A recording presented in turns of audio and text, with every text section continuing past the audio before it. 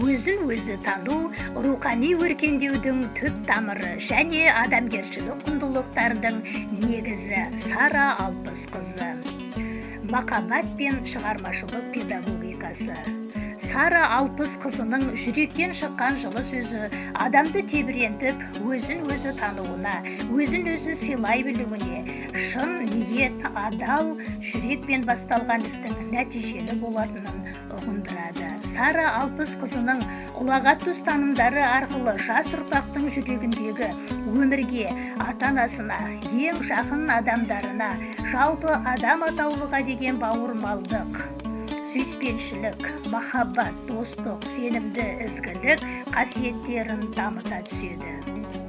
Сізді көрсем бақытта көрінеді, сіз арқылы бақытың өріледі, өзін тану пәні арқылы ажыраттым ақ қараны өмірдегі.